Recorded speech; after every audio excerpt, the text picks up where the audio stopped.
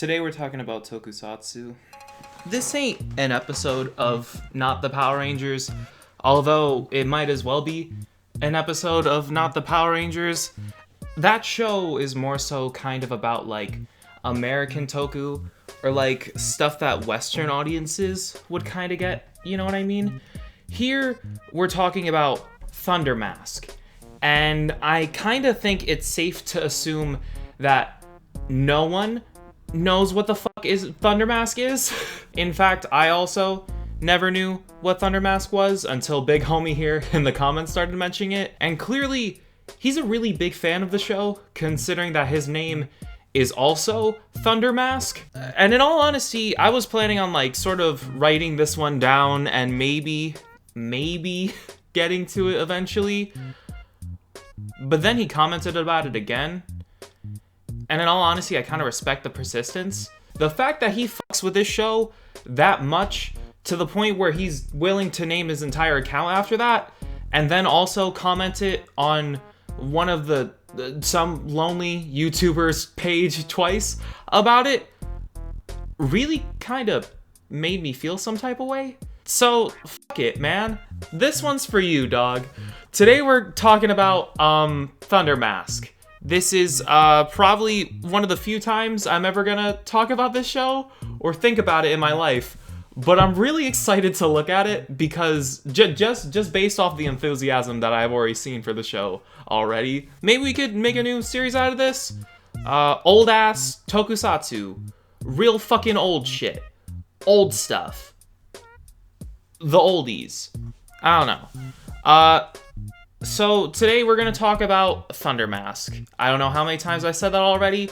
This is probably the fifth. This show was produced by Toyo Agency, which now goes by the name of Satsuko, and it was created by Tezuka Osamu. His Wikipedia page goes as far as to call him the father of manga, as well as the Japanese Walt Disney. Needless to say, you've probably never heard of him. Anyways, Thunder Mask is about, get this, a giant man in a rubber suit fighting monsters who are also in a rubber suit.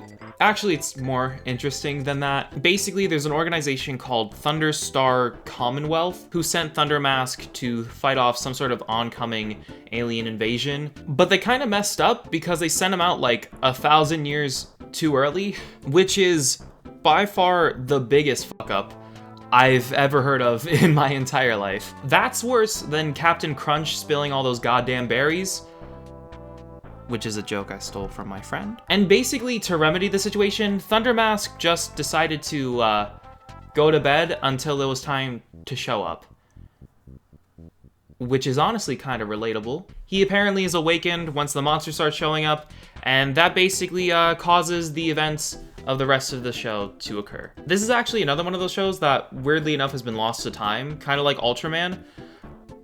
The only episodes that are still around or have been discovered are 1, 3, 6, 7, 12, 13, 19, and 26. Yes, I read the Wikipedia page for that. So there's about 8 episodes that exist and that we can watch at our own pleasure. But it's honestly really sad because that's barely a third of the entire show. Hopefully they can find more because Homeboy absolutely loves this shit. And I really want him to have this. I need him to have this. Anyways, let's watch episode 1 to see why it's so damn special to him. Because I'm not even joking. I'm genuinely excited.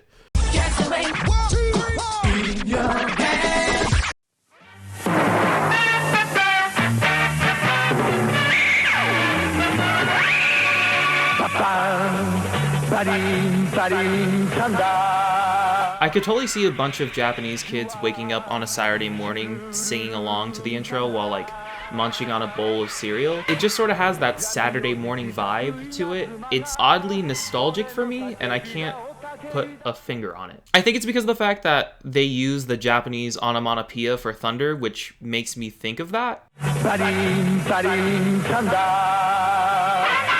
I don't know. It starts off with an alien invader awakening like this giant bird to wreak havoc on Earth. Much like Ultraman, there's a special space defense task force thing that's in charge of taking the bird down. And to do that, they've summoned Japan's 3 greatest brains to help them. And the most that they've come up with is a fucking picture. Like, I could have done better than that. That shit would be in color.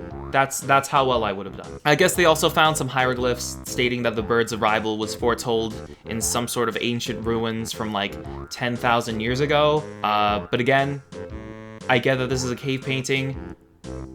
I could have done so much better than that. And I guess Big Homie with the cape wants the scientists for some reason, but they can't give them to him because they need them to find Thunder Mask. But all I'm saying is that, like, I'm right here.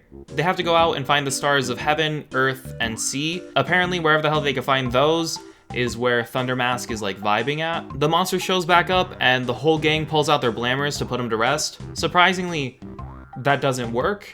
Lizard Man shows up and stabs one of the scientists in the throat, which is kind of a power move. The squad checks in on the dude that's hiding the sea star, and he's all like, nah man, I got it, fuck off. So then they leave and he gets killed like 5 seconds later. They run back into the room to find Lizard Man, but he turns around and runs off like a child pretending to be an airplane. Everyone goes to the last doctor because they were smart enough to realize that he's also probably in great danger considering what happened to the 2 previous scientists. He refuses, which causes Mustache Man here to shove a girl out of spite, but they got lucky because that caused them to find Thunder Mask's burial site. And it turns out all the stars were hidden in this dude's children, which sounds horribly irresponsible to me. They place the stars in these poles, which cause a cave to open up, and everyone walks in to find Thunder Mask sleeping in his little capsule. They bring the capsule to sunlight, and they're interrupted by Lizard Man again. He kills the last scientist for no reason. I think it's literally because he just fucking wanted to. Thunder Mask is able to wake up once Homegirl here starts crying, and once he's awakened, he starts to kick Lizard Man's ass. Lizard Man summons the bird, causing Thunder Mask to grow to giant size, where he also starts to beat the shit out of the bird as well.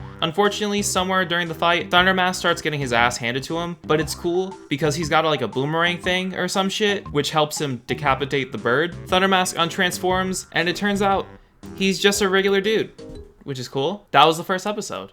And in all honesty, the fight choreography was nice, and Thunder Mask has a little bit of an interesting backstory. It's cool. I don't know why Big Homie likes it so much, but like, who am I to say anything about that? You know, it's cool. If that makes him happy, bro, that's all I can ask for. You know, who like it doesn't matter. But yeah, maybe we could talk more about old Tokusatsu. I know people wanted me to talk about like Kamen Rider again, and I can't imagine how to do that on Not the Power Rangers without watching other episodes of Kamen Rider Dragon Knight and Masked Rider. Which I don't want to watch more Masked Rider. So we're probably going to watch maybe like an old episode of Kamen Rider. I don't know. Could be cool. Who knows? I'll see you next time. Bye-bye.